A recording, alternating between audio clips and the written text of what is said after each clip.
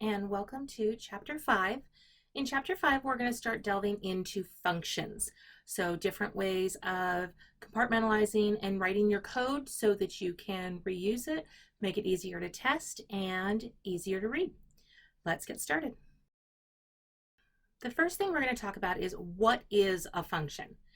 So basically, a function is simply a group of statements that are designed to perform a simple task. Sometimes that task is more simple than others. Sometimes that task is a little bit more complicated. You can have functions calling functions. So a function is simply just a way to break up your code.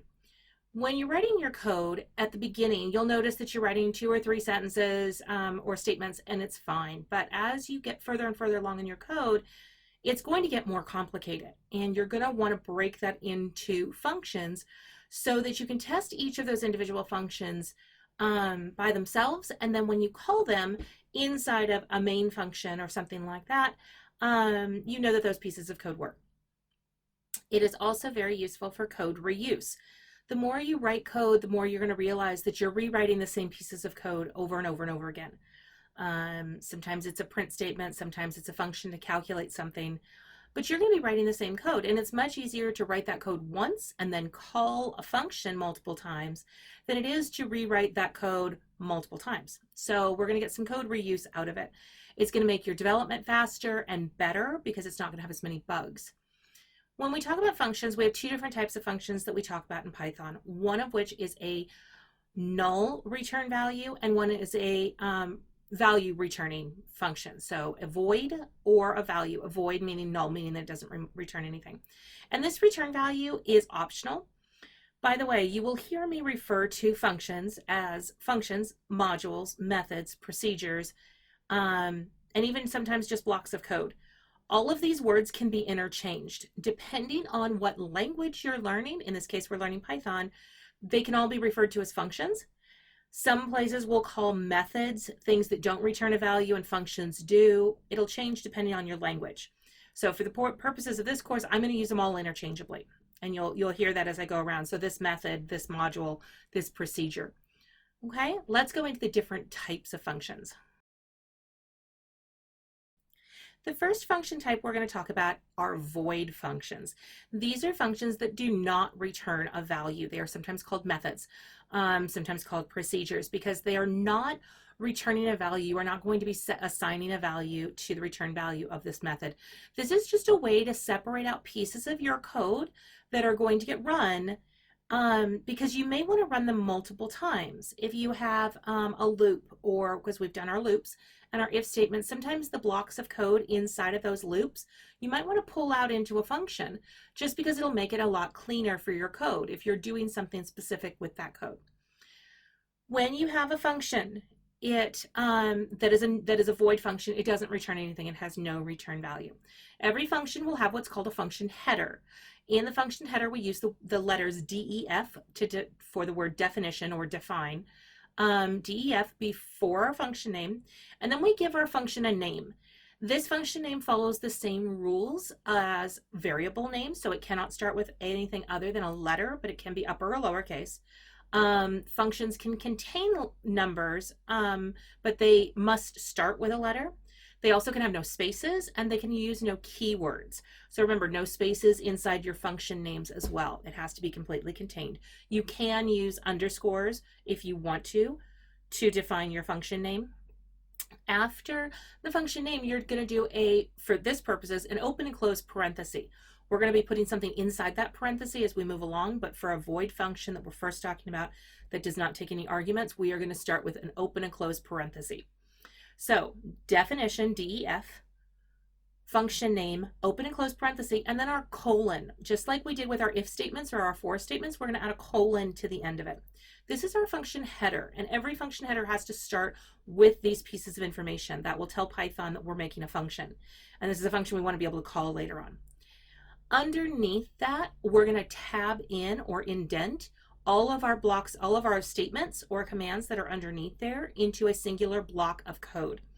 Remember, our block of code is simply a collection of statements that are all kind of together. They're all in a line, they're all in a singular block.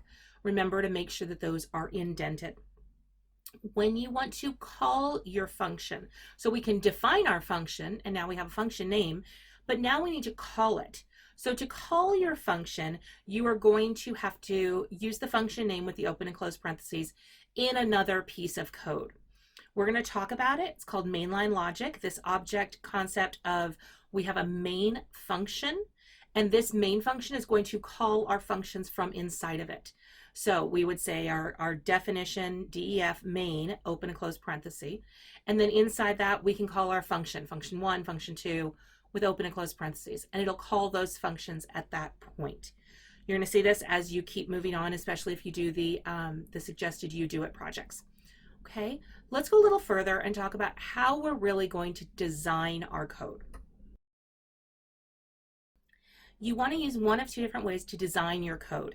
You can use a top-down design, which is just thinking about it from the sense of, I want to start at the top, I want to start with my main function, and then inside my main function, in this case I want to display something, I want to call something, I want to call a function, I want to display something else, and then I want to return. So my flow chart for my function can follow these basic things. Inside the second piece of code in my flowchart is my message itself. You see how I called message, that third square or rectangular block? When I call message, it's going to display, I'm Arthur, King of the Britons, and then return. So it's going to print out this thing for me, which is really nice. So that's the message that it wants to print. Instead of having that code inside of our main, we can have that code into a method or a function called message. Then all we have to do is call the message. So this is a way to break down your code. You do want to sit down for a second and write out your algorithm, write out your logic of what your functions are going to be and how they're going to be called, what the pieces of information inside your function are, because you'll find as you're designing your code that this will help you to make sure that you caught all of the cases that you need to do to make sure you understood how things were done. The other way that we can do it is with hierarchy charts. Again, remember how I said you can call functions from inside of functions. A hierarchy chart will help you to understand which functions you want, and then if there are functions inside of other functions, how those are going to be done. In this instance, we have a main function, and inside that we have 5 functions that are being called. We want to get our input, we want to calculate our gross pay, calculate our overtime, calculate our withholdings, and then finally calculate our net pay. So these 5 different functions. Well, inside of get input, we have 2 more things. We want to get the hours worked and the hourly rate. So each of these can be their own function, and they can be written as such so that you understand these functions are called by this function, and so on and so forth. Organizing your code while you're designing it is really, really useful, and you want to do this. Okay, let's have you practice a little bit. I'm going to have you stop the code or the video for a second and go over to page 219, and I want you to type in verbatim, word for word, the code that's there on 219 and 222. I want you to read what's going on. This is the Acme laundry dryer, and it has a couple of different steps, and each step is going to be its own function. This is going to get you the habit of being able to write your functions and understanding the syntax so that you can actually write your code when you have to do it for your homework. Okay, so when you finish writing all of this, then come on back to the video and we'll keep going. We've talked about variables in previous chapters, but in this case, we're going to talk about the difference between a local variable and a global variable. So a local variable only exists within the scope of the method or function that it is being called. So if I have a function called my function, and inside of that I create a variable called x, I can use x anywhere within that function.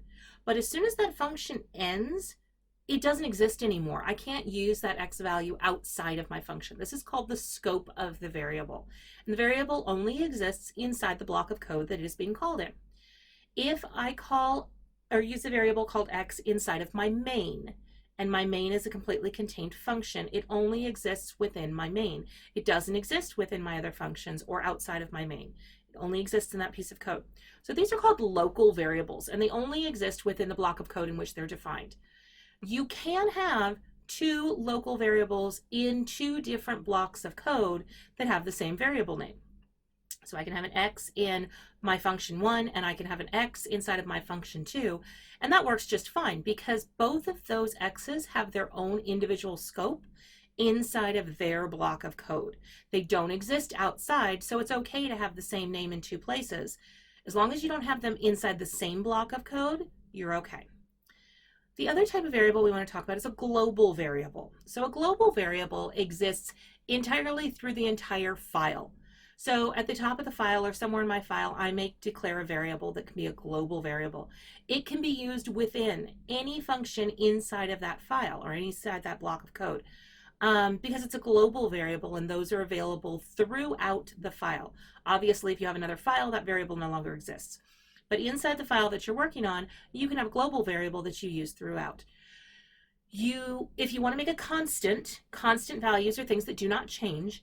We usually use them in all caps, and they will remain unchanged throughout your code when you make them that way. Something to be said about globals. You want to try to avoid globals as much as possible. You want to try to contain your variables inside your scope of your function or of your methods as much as possible. You want to try to avoid using your globals. You can if you absolutely have to, and we're going to talk about how to pass parameters and pass variables through. So you want to try to avoid globals in most of your code. When we have a function, sometimes we need to tell the function pieces of information from the previous function or the function that called it. In this case, we can pass it arguments. An argument, technically, is any piece of data that can be passed to the function. When it gets to the function, it is the parameter that you can then use within that function. So an argument becomes a parameter once it gets into the function itself. The example we have here of main, where we have a function called show double, we've passed it the argument of value, which was 5 in this case. And once it gets into the function, I can use the word number throughout my function to reference what that value would have been, in this case 5. Really important to recognize the scope of the parameter, the one inside the function, is only within that function. And the scope of the value or the argument that goes into it does not change because the function did something to it. It isn't referenced and handled inside of there, is only passing the value. So value in this case is still equal to 5, even if we did something to that. So if we made value equal to 10 or something inside of that function, doesn't change it. It's all good. So recognizing that you start with an argument, you pass the argument into a function when you call it. In this case, we're calling the function show double by calling the function name with parentheses.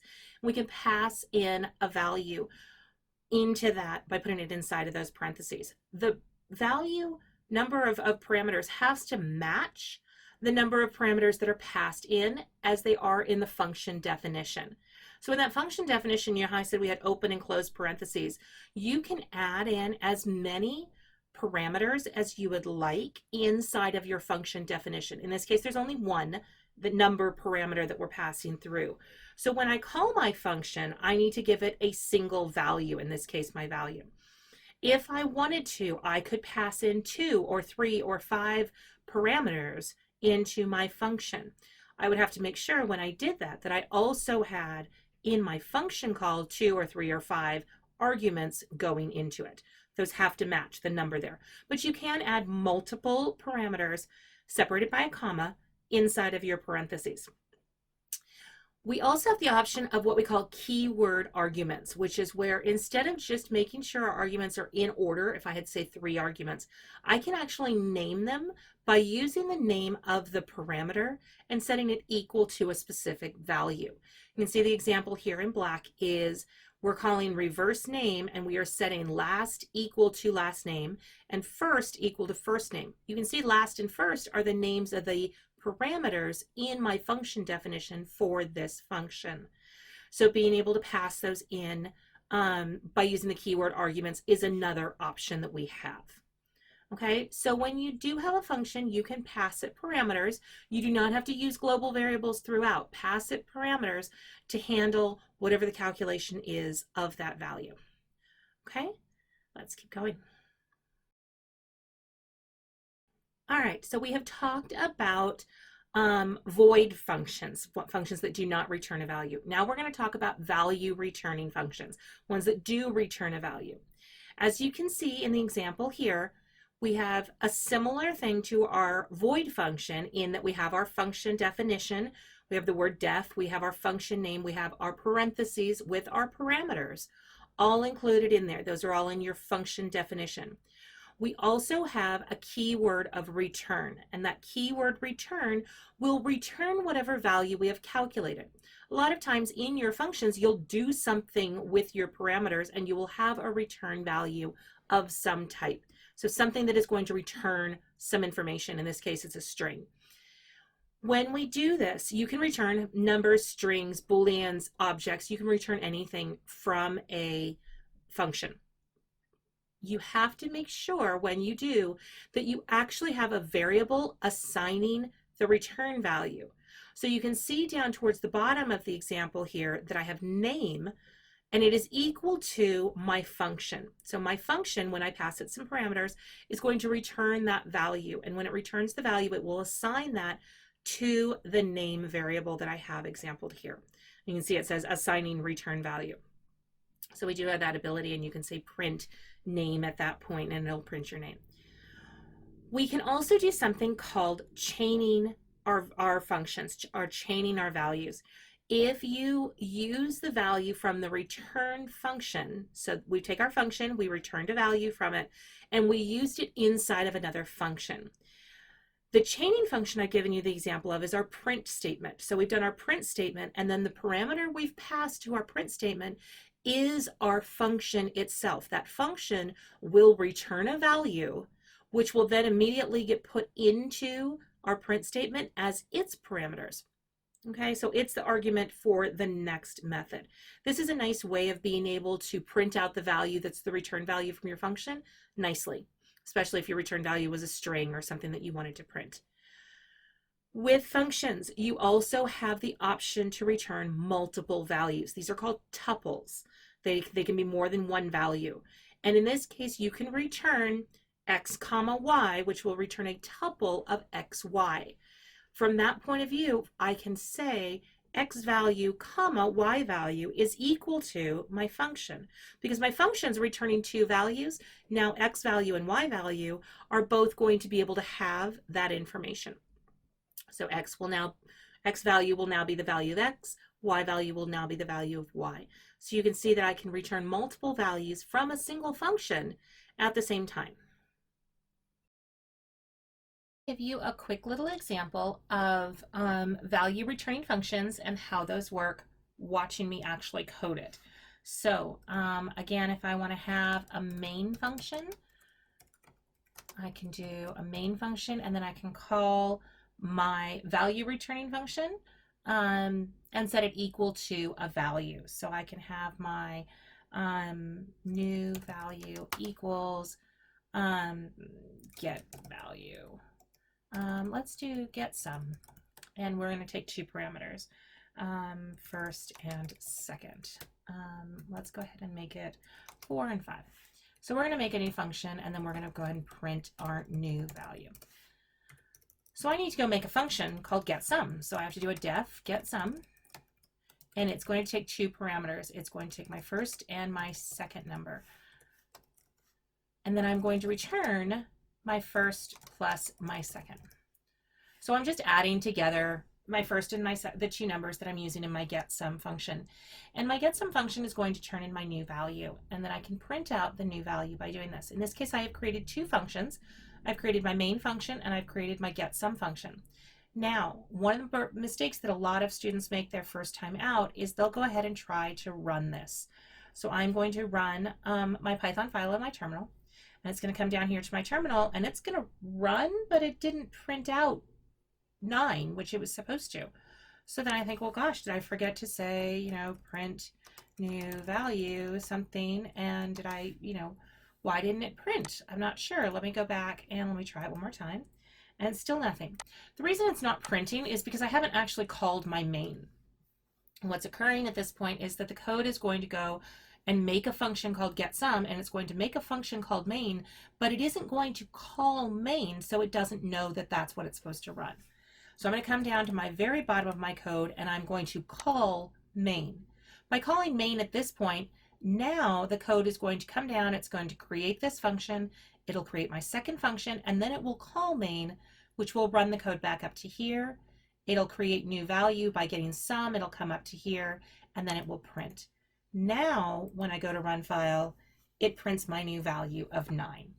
In this case, you can see that I have created my two functions, getSum and main, and I have called my main function. Also called my getSum function. Make sure when you run your code that you actually are calling your function from inside of your class file, inside of your object, okay? At this point, I'd like to introduce you to the random module. You guys have been working with the turtle, so you understand the turtle module. You have to import turtle, and then you have to call some methods on turtle.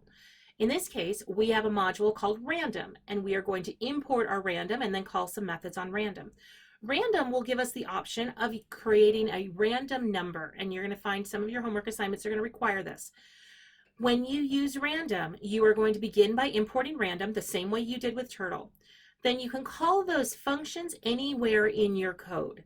So if you have a piece of code that you want to go get a random number, you can use one of the random functions at that point, calling random dot, random integer, or random, and then getting the random number at that point.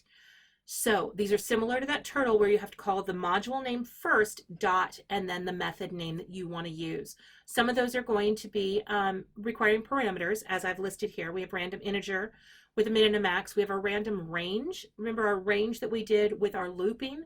Same concept where you have a min, a max, and an increment that will allow you to do a range of numbers to give yourself the options. And I've given a couple of examples here of like your random range with an incrementer of 20 is going to give you numbers that are between 100 and 1,000 in increments of 20. In this case, we got, it looks like 1,000 was the number that we got. So it'll always, so you can guarantee that it's in that increment if you want it in even numbers or odd numbers or something along those lines.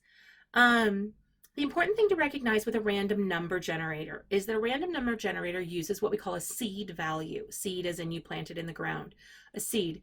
And if you have the same seed, the same random numbers will pop up in the same order.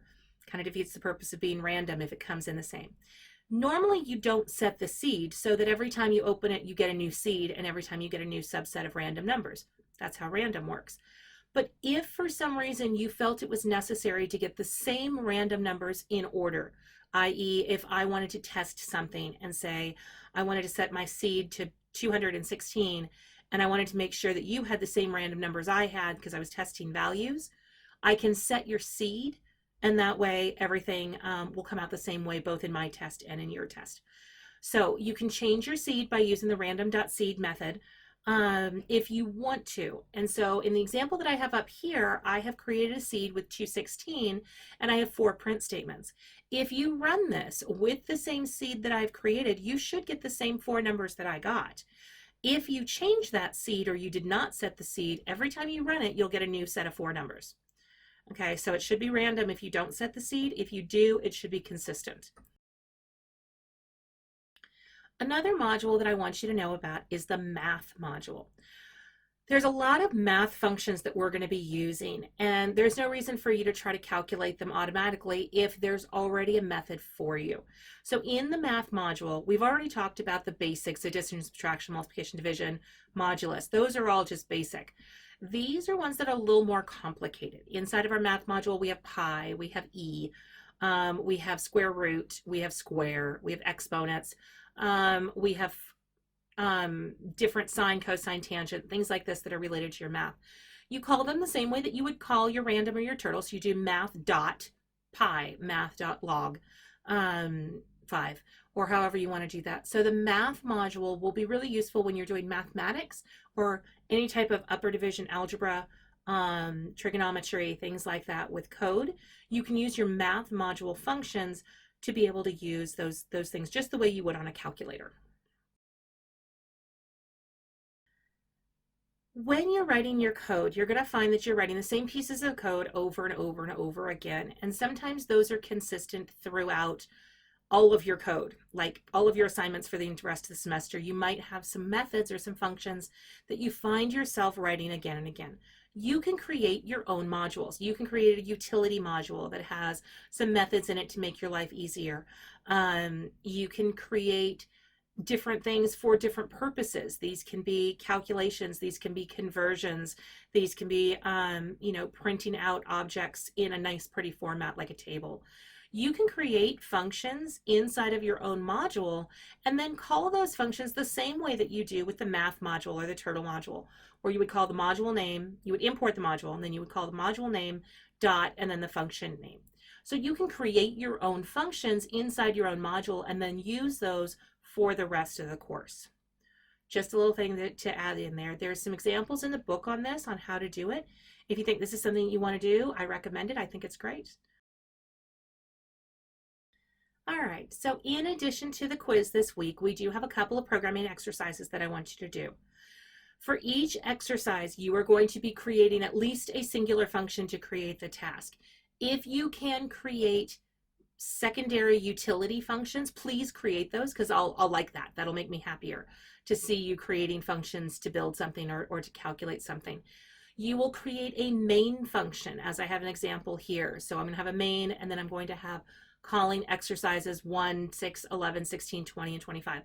Each of these functions are going to be called from inside of your main, and then underneath your main, you're going to call your main. Everything else in your code should be in its own function. So when I run the code, what it will do is it will create each of those individual functions separately. So it creates in the code main, exercise 1, exercise 6, exercise 15. And then it'll call main. And when it goes into main, it'll procedurally walk down and call each of those pieces of code by themselves. This is going to allow me to test your code really easily. Remember, you're turning in your Python file. And it will allow you to go through and make sure that you have functioned out each of your different functions. By the way, remember the comment is a hashtag or a pound symbol, shift 3. This is what you can use to comment out pieces of this code if you have not implemented them yet. So if you start out with def main and then you put these 6 exercises in there, but you haven't actually built them yet, it's going to yell at you and say, I don't know how to run that code. You haven't built it yet. So remember, you can always use that hashtag to comment out any of your functions that you aren't ready to call yet. But at the end, before you turn in your assignment, you should be able to have a method called main that has all of your different exercises in it procedurally in order, and then you can call the main function from there. That should allow you to go through and allow me to test your code nicely. Please have fun this week. Chapter 5, starting to get into functions, is a lot, but it's also kind of the basis for a lot of what we do from now on. So I need you to really understand this. Remember, homework assignments are due on Thursday. Have a great week, and I'll talk to you soon.